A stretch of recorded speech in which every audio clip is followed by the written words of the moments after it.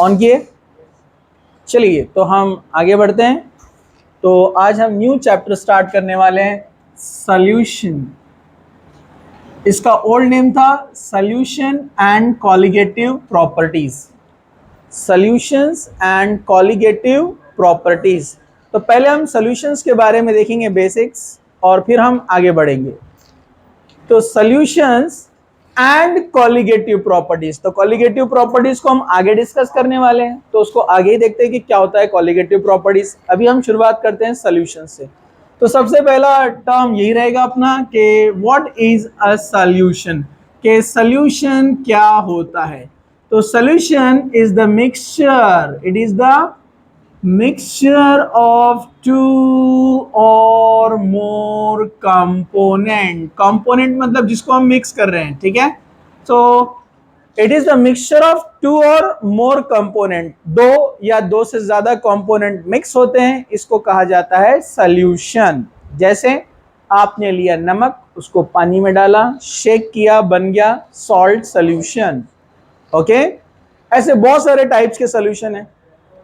अब सॉल्यूशन के अंदर दो पार्ट है। सॉल्यूशन दो चीजों से बनता है, सॉल्यूट प्लस सॉल्वेंट। ये तो आपने स्कूल में पढ़ा है, वेरी सिंपल। अब सॉल्यूट क्या होता है जरा ध्यान से देखिए आप यहां पर। Solute, the component which is present in small quantity, the component present in small quantity, जो स्मॉल क्वांटिटी में रहेगा हम उसको क्या कहेंगे यहां पर, सॉल्यूट। जैसे आपने 2 ग्राम पानी, 2 ग्राम नमक लिया, 100 ml वाटर में उसको डिसॉल्व कर दिया, now salt is a solute. Okay, next term है सॉल्वेंट। तो आप समझ गए, which is in the large quantity, जो लार्ज क्वांटिटी में रहेगा कंपोनेंट, उसको हम क्या कहेंगे, सॉल्वेंट। शॉर्ट में लिख दिया मैंने, ठीक है। जो लार्ज क्वांटिटी में वो कौन है, solvent. 100 ml water is a solvent, 2 gram salt is a solute. याद है आपको उर्दू में मुनहिल और मुहल्लिल, यही है वो टर्म, ठीक है। इंग्लिश वाले बोल रहे होंगे क्या था हमदर्द की दवा का नाम, बराबर है कि नहीं है। हाँ, आपको ये टर्म्स नहीं पता है। वैसे मैं उर्दू के टर्म्स मुझे बहुत सारे आते हैं, लेकिन मैं यूज नहीं करता हूँ, बच्चे परेशान हो जाते हैं, बराबर है कि नहीं है। हाँ चलो आगे बढ़ते हैं। तो ये हुआ solute small quantity, solvent large quantity, दोनों मिलाकर बनेगा सॉल्यूशन। ओके, अब सॉल्यूशन जो होते हैं, solutions are of two types, इनको 2 मेन कैटेगरीज में डिवाइड किया गया है, जरा ध्यान से देखो। Homogeneous and heterogeneous. ओके, तो homogeneous and heterogeneous. What are homogeneous solution? Which having one phase, having one phase, जिसका एक ही फेज होता है उसको बोलते हैं हम homogeneous।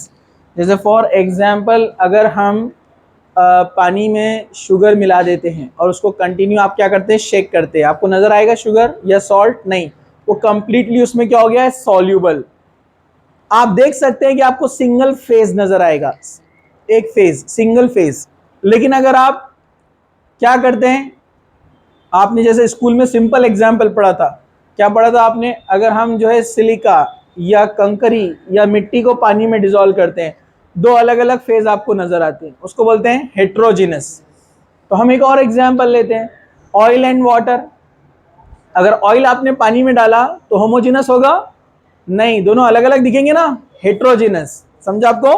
तो homogeneous and heterogeneous, heterogeneous having more than one phase, having more than one phase, जिसके पास मोर देन वन फेज है उसको कहेंगे हम हेट्रोजिनस। गेटिंग, नो प्रॉब्लम, ठीक है। अब यहां पर जो सॉल्यूशन होते हैं टोटल 9 टाइप्स के हैं। हाउ मेनी टाइप्स, 9 टाइप्स के सॉल्यूशन होते हैं, 9 टाइप्स। अब जरा इनको ध्यान से देखो, है बेसिक और इनको आप जानते भी है, 9 टाइप्स ऑफ सॉल्यूशन। ओके, जिसमें से हम कुछ ही पढ़ेंगे, कुछ ही का स्टडी करेंगे, लेकिन आपको मालूम सभी होना चाहिए तो there are 9 types of solution. याद रखना, बहुत आसान। पहले हम किसी एक को, जैसे हम एक को, जो लेफ्ट हैंड साइड है उसको आप कंसिडर कीजिए सॉल्यूट, और राइट हैंड साइड वाले को सॉल्वेंट। जैसे for example gas in liquid, मतलब जब मैं ऐसे लिखता हूं गैस इन लिक्विड, मतलब गैस सॉल्यूट है स्मॉल क्वांटिटी और लिक्विड सॉल्वेंट है। इसी तरह जो है liquid in liquid, liquid in liquid, वैसे ही सॉलिड इन लिक्विड। चलिए आप फटाफट आप बताइए इसका एग्जाम्पल क्या हो सकता है। गैस इन लिक्विड, सिंपल सा, carbon dioxide gas in cold drink, बराबर है कि नहीं है। या हम ऐसा भी बोल सकते हैं ऑक्सीजन इन वाटर, होता है ना ऑक्सीजन वाटर में, तो ऑक्सीजन इन वाटर। तो क्या ये गैस इन लिक्विड सोल्यूशन, जो पानी होता है उसमें ऑक्सीजन होती है, पता है ना आपको। हाँ, तो यहां पर क्या है, ये gas in liquid solution. Okay, liquid in liquid, इसके तो हजारों एग्जाम्पल है। Liquid in liquid, alcohol in water, alcohol in water, बहुत सारे एग्जाम्पल है, दोनों liquid liquid. Okay, solid in liquid, ये भी बहुत सारे, सोडियम क्लोराइड लो पानी में डाल दो, बराबर है कि नहीं है। ओके, NaCl इन वाटर, तो वेरी सिंपल, समझ में आ गया आपको। और 3 टाइप आप यहां पर देख सकते हैं, कौन कौन से। अब ये यहां पर हमने क्या सॉल्वेंट क्या लिया है, लिक्विड। अब गैस वाला लेंगे, ठीक है। Gas in gas, mixture of O2 and N2, simple, nitrogen oxygen air में है ना, तो बोल सकते हैं हम इसको। तो गैस इन गैस सोल्यूशन हो गया। ओके, इसके बाद कौन है, liquid in gas, liquid in gas, water vapours in air. अरे बराबर है कि नहीं है, क्योंकि वाटर वेपर्स क्या है, लिक्विड है। इन एयर, एयर कौन है, ऑक्सीजन नाइट्रोजन, राइट। तो water vapours in air, right. Okay, liquid in gas, अब solid in gas, solid in gas, factory से निकलने वाला धुआं, तो कार्बन पार्टिकल्स निकलते हैं, कार्बन पार्टिकल्स एयर में घूम रहे हैं, तो बोल सकते हैं हम उसको सॉलिड इन गैस, करेक्ट।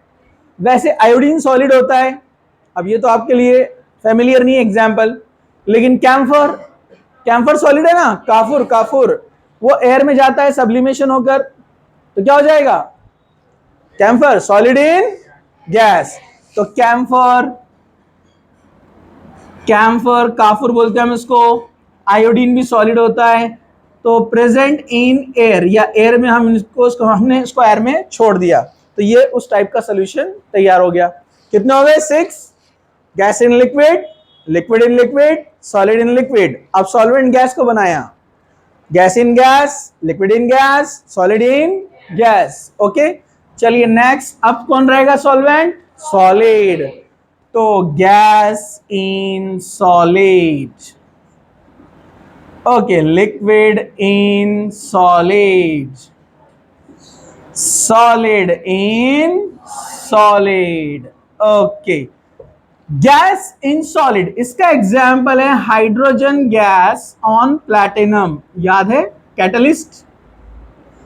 अरे भाई यहाँ पर ने हाइड्रोजनेशन अल्कीन का किए थे ना, तो अल्कीन मतलब ऑयल होते हैं, अल्कीन्स ऑयल, लिक्विड है, आपने उसमें हाइड्रोजन गैस डाले रिएक्शन के लिए, हाइड्रोजन गैस अल्कीन पर ऐड हुआ तो क्या बनता, अल्केन, पढ़े ना हमने। लेकिन हाइड्रोजन गैस गैसियस, लिक्विड है अल्कीन, जब आप गैस अंदर इमर्स करेंगे तो बुड़बुड़ बुड़बुड़ बुड़बुड़, अरे उड़ जाएगा ना वो, तो उसको प्लेटफॉर्म मिलना, एक जगह मिलना एब्जॉर्प्शन के लिए, बैठने के लिए, तो उसमें क्या डालते हैं, प्लैटिनम प्लेट या प्लैटिनम पाउडर, ठीक है, या प्लैटिनम, निकेल, बहुत सारे प्लेट्स या मेटल्स हम लेते हैं, ठीक है। तो वो मेटल सॉलिड है, तो प्लैटिनम के ऊपर या निकेल के ऊपर, आप निकेल भी ले सकते हैं, यहां पर हाइड्रोजन गैस जाकर बैठता है, जिसको बोलते हैं एडसॉर्प्शन। क्या बोलते हैं इसको, जैसे एब्जॉर्प्शन होता है ना, एब्जॉर्प्शन, एब्जॉर्प्शन, ये बल्क फेनोमेना है। जैसे स्पॉन्ज पानी में डाल के निकाला तो पूरा पानी अंदर यूनिफॉर्म डिस्ट्रीब्यूट हो गया ना, तो इसको बोलते हैं यूनिफॉर्म डिस्ट्रीब्यूशन जो हो जाता है उसको क्या बोलते हैं, एब्जॉर्प्शन, यानी बल्क फेनोमेना। और जब सॉलिड सरफेस है, जैसे कोई बेंच है, बेंच के ऊपर धूल आकर बैठ रही है ना, तो इसको बोलते हैं एडसॉर्प्शन, सरफेस फेनोमेना। इनसाइड नहीं जाता है, ऊपर का ऊपर रहता है।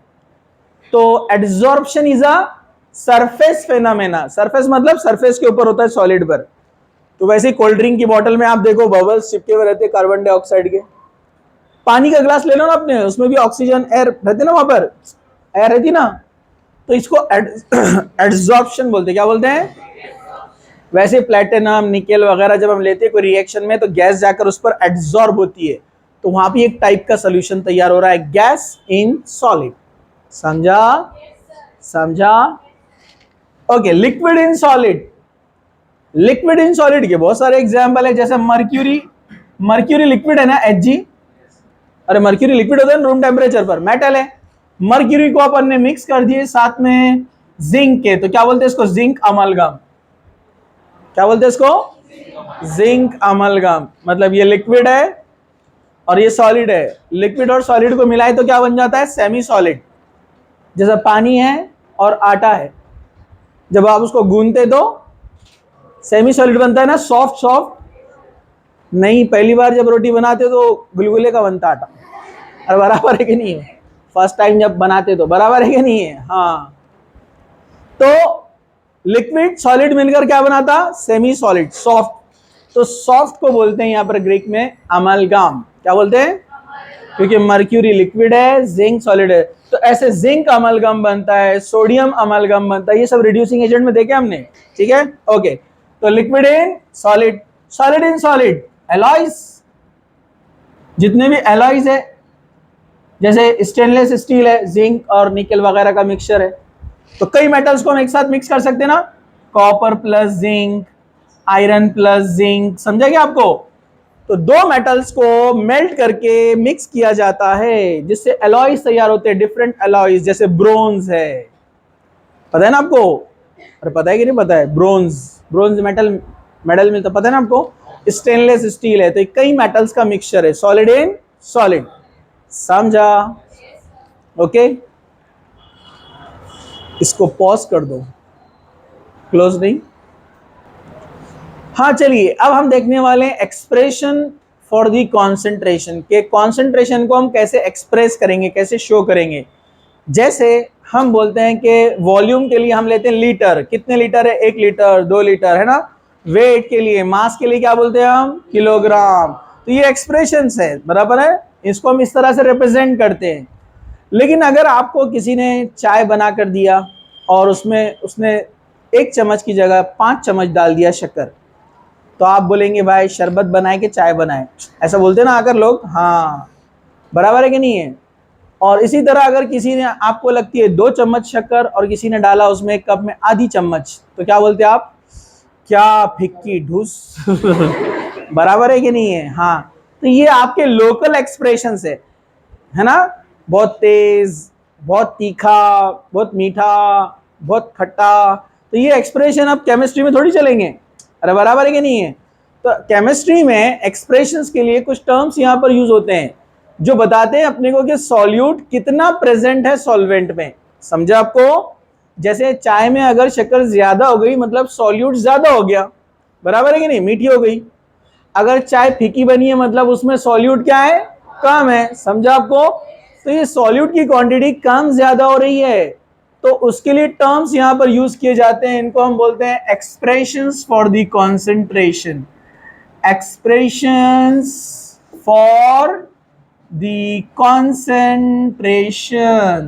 कॉन्सेंट्रेशन को शो करने के लिए कुछ एक्सप्रेशंस यूज किए जाते हैं जो स्टैंडर्ड एक्सप्रेशंस है। तो सब लोग जरा ध्यान से देखिए।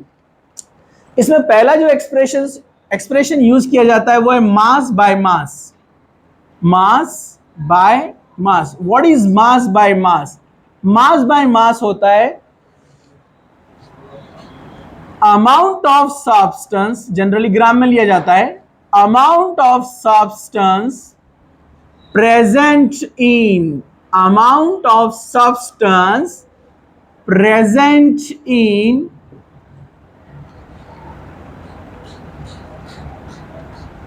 इसको हम कहेंगे amount of substance present in per unit gram per unit gram solution, per unit gram solution, मतलब ग्राम में लिया तो ग्राम में, किलोग्राम में लिया तो किलोग्राम में। एग्जाम्पल सिंपल ऐसे हम उसको रिप्रेजेंट करते हैं, मास बाय मास परसेंटेज। क्या बोलते हैं उसको? Mass by mass percentage. मतलब आपने सॉल्यूट लिया W ग्राम, उसके आपने जो है उसमें टोटल वेट लिया उसका, टोटल मास इंटू 100। समझा आपको? ये इंटू 100 क्यों कर रहे हैं हम? परसेंटेज निकालने के लिए। गेटिंग? परसेंटेज के लिए क्या ले रहे हैं हम? इंटू 100। जैसे फॉर एग्जांपल आप देखते होंगे टैबलेट्स के पीछे लिखा हुआ आता है weight by weight. Weight by weight मतलब सॉल्यूट का वेट कितना है, जो कंपोनेंट है मेन, और कितने इसके अंदर है। ठीक है, ओके। तो वेट बाय वेट यानी mass by mass. Okay, getting?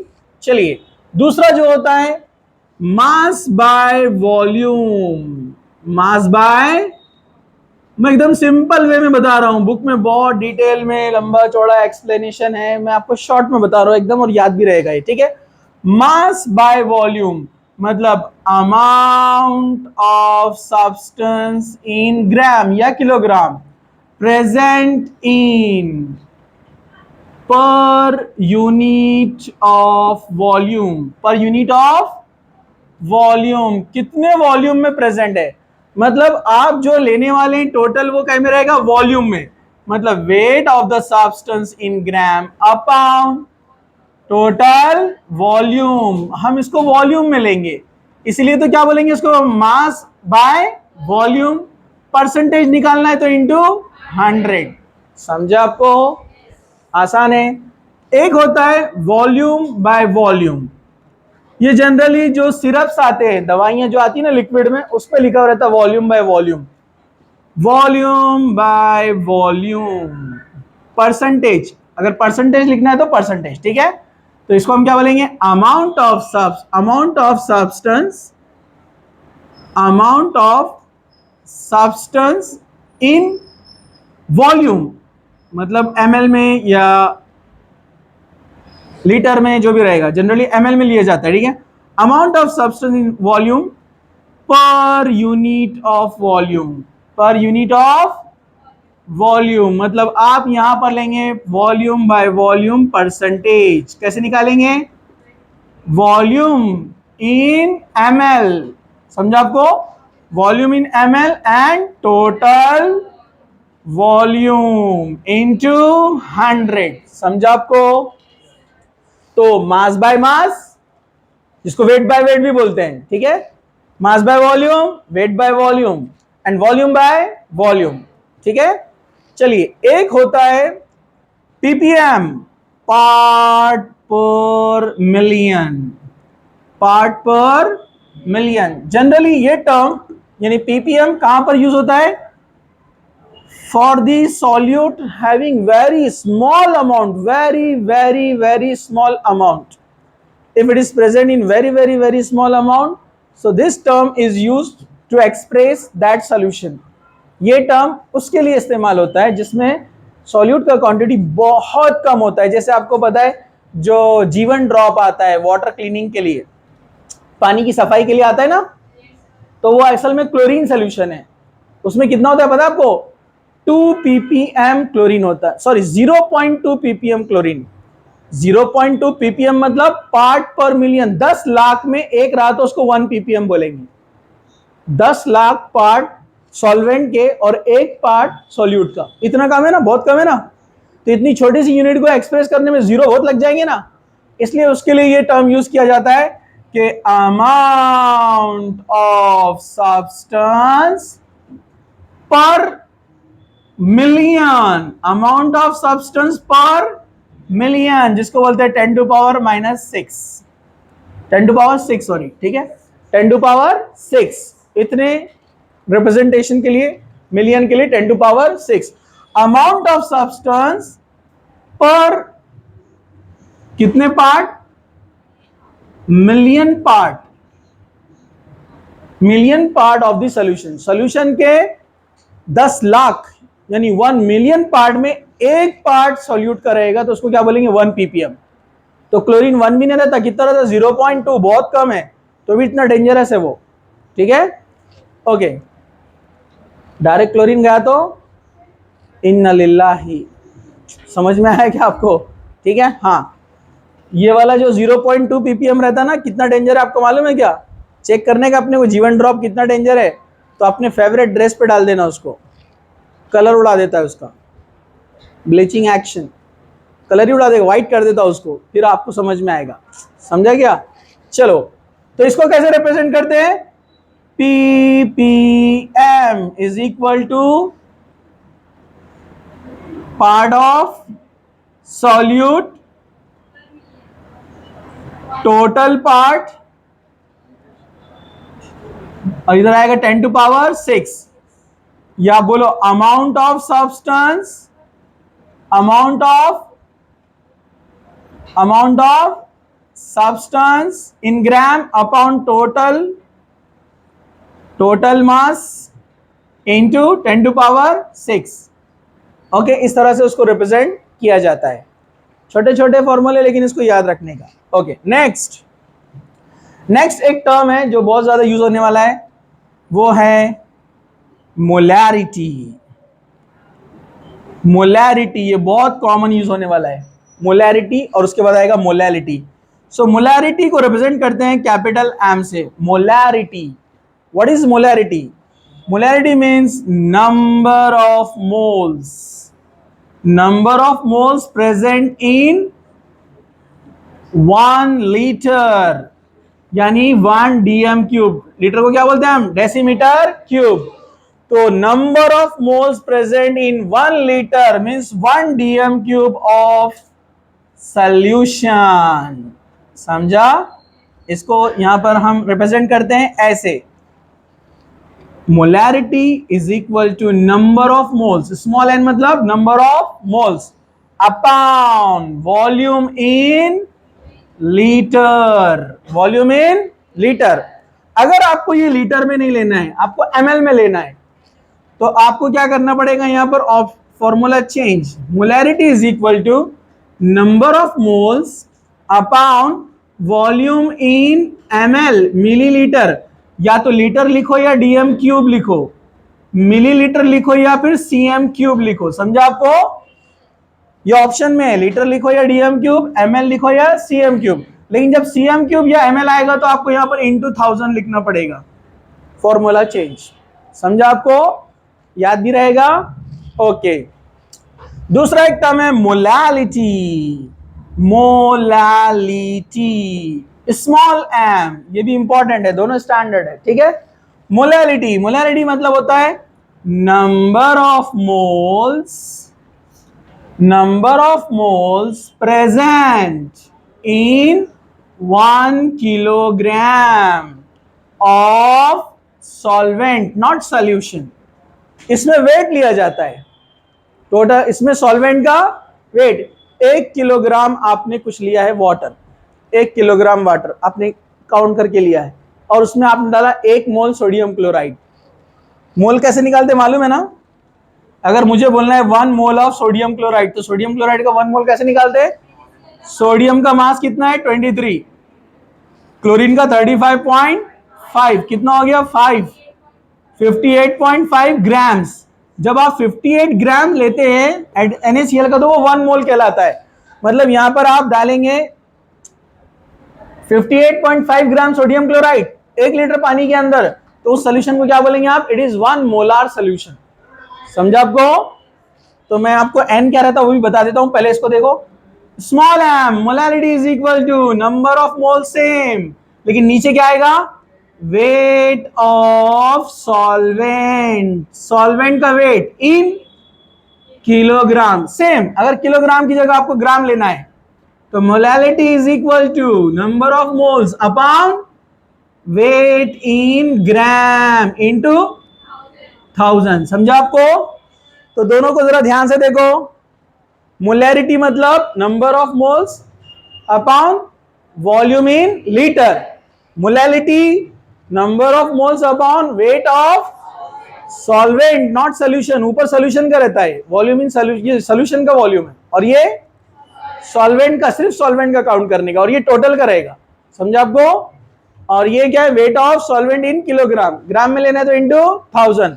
अब ये स्मॉल एन निकालना है तो कैसे निकालना है, तो स्मॉल एन के लिए यहां पर आप याद रखिए, स्मॉल एन मतलब नंबर ऑफ मोल्स होते हैं, और किसी के नंबर ऑफ मोल्स दिए हुए नहीं है, कोई भी उसने सॉल्ट शुगर कुछ भी दिया है, उसके नंबर ऑफ मोल्स आपको पता नहीं है और मालूम करना है, तो क्या करना, weight of that substance upon molar mass, molar mass, जिसको एक्चुअली कैसे लिखते हैं, इसको ऐसे लिखते हैं, नंबर ऑफ मोल, सॉल्यूट की जब बात चलती है तो उसको क्या बोलते हैं, N2। हमेशा सॉल्यूट के लिए 2 और सॉल्वेंट के लिए 1 यूज किया जाता है बुक्स में, लेकिन चेंज भी करे तो कोई प्रॉब्लम नहीं है, ठीक है, लेकिन ये स्टैंडर्ड है। तो number of moles of solute अगर अपने को निकालना है कि सोडियम क्लोराइड कितना डाला, तो वेट ऑफ सॉल्यूट मतलब सोडियम क्लोराइड का weight upon molecular mass of the solute मतलब M2, M2 मतलब उसका मास। जैसे फॉर एग्जांपल अपने को मालूम करना है, एग्जांपल ले रहे हैं, एग्जांपल, जैसे एग्जांपल अपन ने वेट लिए 58.5 ग्राम अपॉन इसका मोलार मास भी यही है ना 58.5, आंसर क्या आएगा 1, तो नंबर ऑफ मोल्स कितने हो गए, नंबर ऑफ मोल्स हो गए 1। अब मैं क्या करता हूं, इसकी क्वांटिटी बढ़ा देता हूं, 58.5 की जगह पर मैं डबल कर देता हूं, ये जैसे 10 या 1, यहां पर कितना आ जाएगा, 8 और 8 16, 17, 7.7 आ गया, और ये कितना हो जाएगा 10, 11, मैंने 117 ग्राम लिया।